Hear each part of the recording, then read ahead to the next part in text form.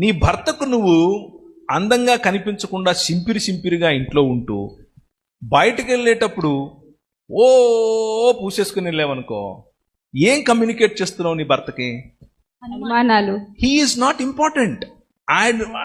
నువ్వు కాదు నాకు ప్రధానం, మిగిలిన వాళ్ళందరూ నన్ను చూడాలి, అది నా ప్రాధాన్యత అని చెప్తున్నావు. అక్కడ వైఖరిని మార్చుకోవాలి. కానీ అలాగని చెప్పి ఫ్యాషనబుల్ డ్రెస్, ఉదాహరణకు అమ్మాయిలు ముఖ్యంగా దాన్ని ఏమంటారు, పరిపక్వమైనటువంటి ఆలోచన విధానంలోనికి ఇంకా రాకుండా అప్పుడప్పుడే ఎదుగుతున్నటువంటి అమ్మాయిలు, అడాలసెంట్స్, టీనేజ్ దాటిన తర్వాత 17 to 24, 25 వాళ్లకు అప్పుడు ఇంకా ఆ మెచ్యూరిటీ అనేది ఫామ్ అవుతోంది మైండ్లో. అలాంటి వాళ్ళను నువ్వు ఇదే చెయ్యి అని ఒత్తిడి పెట్టడం వల్ల రెబెలియన్ వస్తుంది.